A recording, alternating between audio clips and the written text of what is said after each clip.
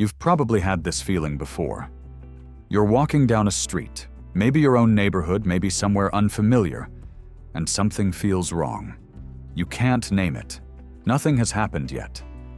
But something in your body is already running calculations that your brain hasn't caught up to.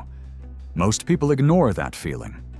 Or they can't do anything with it because they don't have the language to understand what they're sensing. That feeling is information, and most people were never taught how to read it. Every survival channel on the internet has a solution for you. Get a weapon. Move to a safer area. Build a bunker. Buy gear.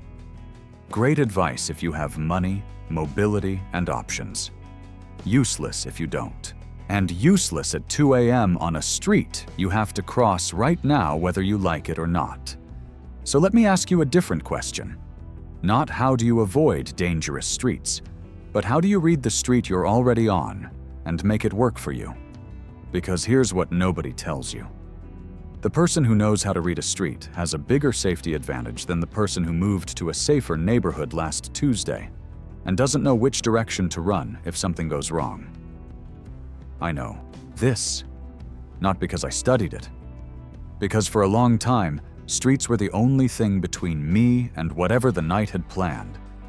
Today I'm giving you a 6-point street assessment that works anywhere, any city, any neighborhood, any level of collapse from mild to complete. 6 questions, honest answers. By the end of this video, you'll know exactly what any street gives you, what it doesn't, and what you can do about the gaps. Most of it costs nothing. Physics doesn't care about your zip code, but physics will tell you exactly how to navigate it. Let's start with the one that matters most. Before anything else, exits.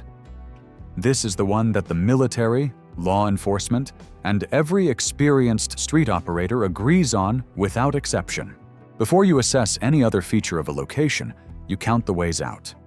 Not because you plan to run, because knowing you can change every decision you make while you're there. A street with one exit is a trap with a street address. A dead-end road, a cul-de-sac, an alley that terminates at a wall in a collapse scenario where territorial groups establish checkpoints at major intersections. A street with one exit is a street where whoever controls that exit controls you. The assessment is simple. Stand at any point on the street and count. How many directions can you leave from here without retracing your path? 2 exits minimum. 3 is operational. 4 or more, and you have genuine route flexibility. But exits aren't just about direction. They're about obstacle profile. A fence you can climb over in 10 seconds is an exit. A locked gate is not. A gap between 2 buildings wide enough to move through is an exit. A solid wall is not. A drainage channel running under the street that connects to an adjacent block is an exit that almost nobody knows about, and almost nobody will follow you through. Walk your routes before you need to use them under pressure. Find the exits that aren't on any map. The cut-through behind the parking lot, the broken section of fence, the alley that looks like a dead end from the street but opens onto the next block at the far end. That knowledge is worth more than any piece of gear you can carry. Score the street. 2 or more functional exits, 7 out of 10. 1 exit only, 3 out of 10. No exit besides the way you came. 0. Write it down. Most people use these words interchangeably. They're not the same thing, and the difference matters. Cover stops bullets. Concealment hides you. A parked car provides concealment. It hides you from view. It does not provide cover. A standard vehicle door stops almost nothing ballistically. The engine block of a car provides cover. It's dense enough to stop small arms fire. The door doesn't. A concrete pillar provides both cover and concealment. A wooden fence provides concealment only. A brick wall provides cover and concealment. A chain link fence provides neither. In a non-ballistic scenario, which is most scenarios, most of the time, the distinction is less critical. But understanding what actually protects you versus what just hides you changes how you position yourself on any street. The assessment. Walk the street and mentally tag every object larger than your body. Vehicles, concealment, partial cover at the engine. Utility poles, concealment, minimal cover. Mailboxes, concealment only. Concrete planters, cover and concealment. Brick building corners, cover and concealment. Dumpsters, cover and concealment. If steel, concealment only if plastic. Trees, concealment. Limited cover depending on trunk diameter. A street with good cover and concealment spacing, objects every 20 to 30 feet that provide a position to stop and assess, is a street you can move through deliberately, pausing and observing before continuing. A street with no cover and concealment for 200 feet is an exposure corridor. You're visible the entire length. If something goes wrong in the middle, there's nowhere to go. Score the street. Consistent cover and concealment every 30 feet or less, 8 out of 10. Occasional positions with significant gaps, 5 out of 10. Open exposure with nowhere to stop, 2 out of 10. Here's the thing about threats on a street. They almost always know you're coming before you know they're there. Not because they're smarter, because they're elevated, or positioned at a corner, or sitting in a vehicle. And you're moving in the open in a straight line, directly toward them. The assessment for observation positions works in both directions. Where can someone watch this street from without being visible? And where can you watch this street from without being visible? Elevated positions, second-floor windows, rooftops, fire escapes provide observation over the entire length of a street below. Anyone in those positions sees everything happening on the street. Anyone on the street sees nothing happening in those positions unless they specifically look up. Look up, always. Before you commit to moving down any street in a collapse scenario, scan every elevated position visible from your current location. Occupied positions show signs: curtain movement, a silhouette, light at night, heat in winter producing condensation on windows. Corner positions, the angles where two streets meet, are natural observation points that provide sightlines in multiple directions while requiring minimal exposure to maintain. Anyone controlling a corner controls the information about what's approaching from two directions. Before you turn any corner in a collapse scenario, stop short of the corner. Listen, then use whatever reflective surface is available, a window, a mirror, a phone screen, to see around the corner before you expose yourself to what's on the other side. This is not paranoia. This is how military units move through urban environments. It costs nothing. It takes 3 extra seconds. And it's the difference between knowing what's around the corner and finding out after you're already committed. Your own observation position matters equally. Identify the points on any street where you can stop. Observe in multiple directions, and not be immediately visible from the street. A recessed doorway. The angle between a parked truck and a wall. The shadow line where a building's overhang creates darkness at street level. These are your rest and assess positions, where you stop, look, and listen before moving to the next position.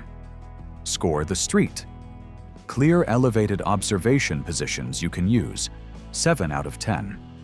Useful corner and doorway positions at regular intervals, 6 out of 10. No viable observation positions and full exposure throughout. 2. In a collapse scenario, particularly at night, your noise and light signature are the 2 things that tell people where you are before they can see you.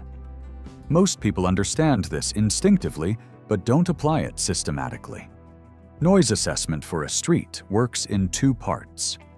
What noise does the street generate that masks your movement?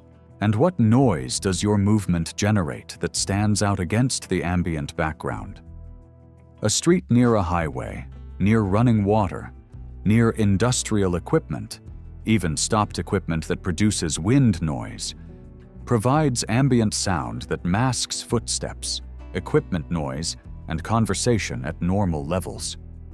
Movement through these streets is acoustically lower risk. A completely silent street on a still night transmits sound over significant distances. Footsteps on gravel carry 50 to 100 feet in still air. A metal object hitting concrete at normal movement speed carries further. Voices carry further still. On silent streets at night, movement protocol changes. Slower pace, soft-soled footwear, avoiding gravel, dry leaves, and loose debris, keeping metal objects secured so they don't produce contact noise with each other or with surfaces. Light signature assessment is simpler.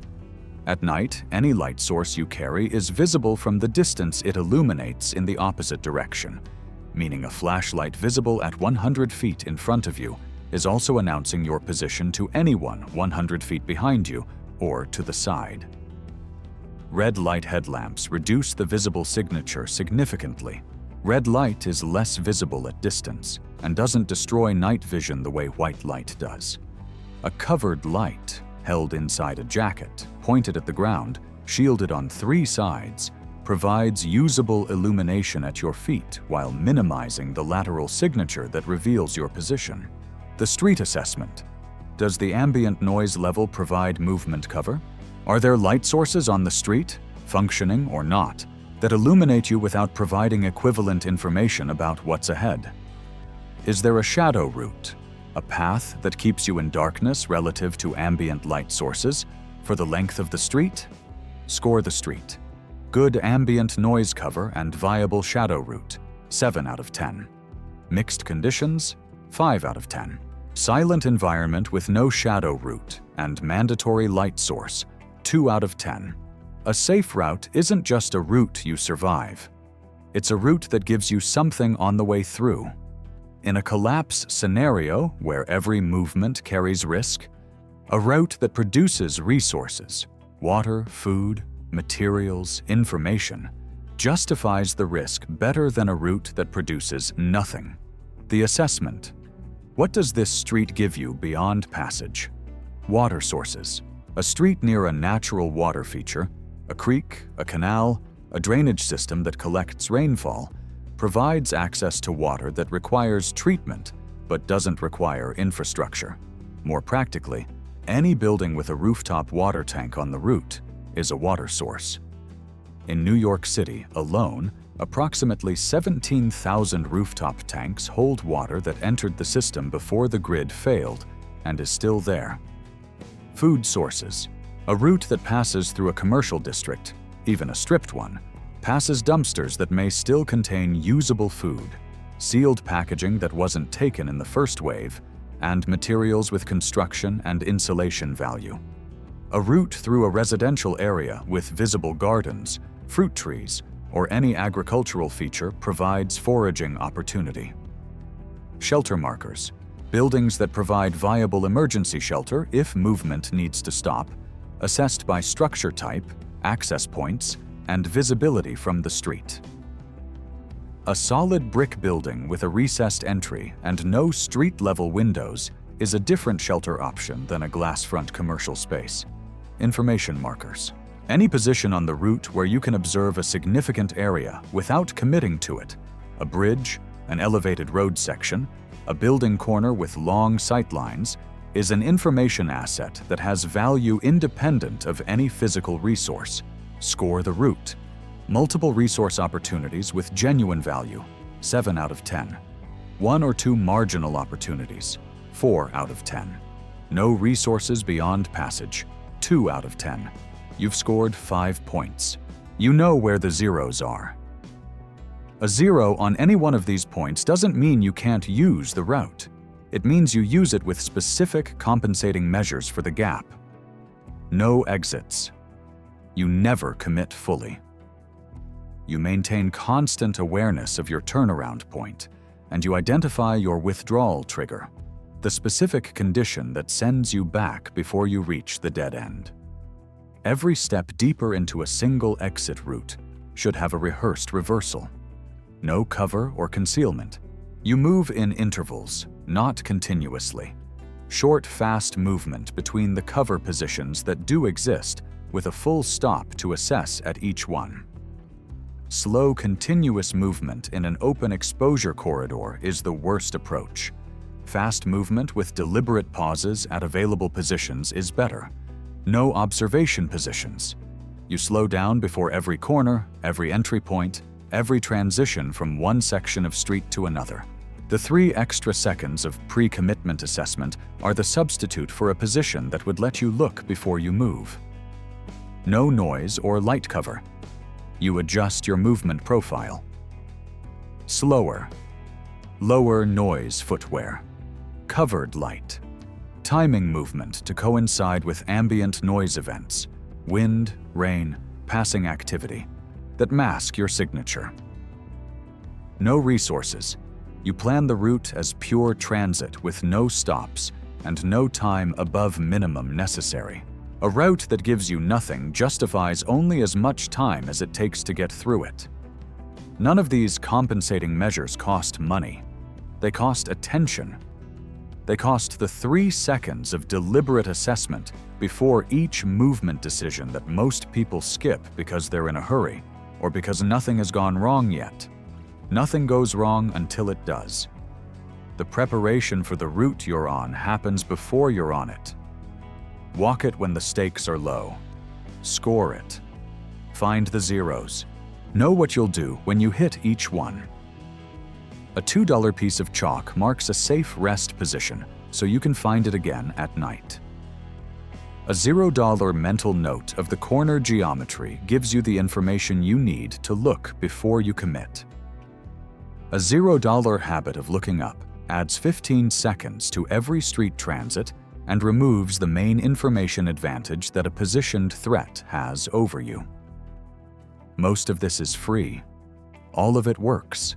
6 points: exits, cover, observation, noise and light, resources, and what to do about the gaps. Add up your scores. A perfect 42 isn't the goal. Nobody gets a 42. The goal is to know where your zeros are, because a 0 on any one of these is the thing that puts you in a situation you didn't plan for, not the thing you scored well on, the 0. Here's what I want you to understand. The person who knows their street, who has walked it deliberately, scored it honestly, and knows where the cover is, where the exits are, and where to stop and look before they commit, has a bigger safety advantage than the person who moved to a safer neighborhood and assumes that's enough. Assumption is not a safety strategy. Knowledge is. And knowledge of your specific ground costs nothing but the attention you were already capable of paying. You already know the streets you use every day. You just haven't looked at them this way yet. Start now, before you need to. Leave a like if this gave you something useful. Subscribe, because this is just the beginning of what this channel covers, and none of it requires money you don't have. Know the place before you need the place.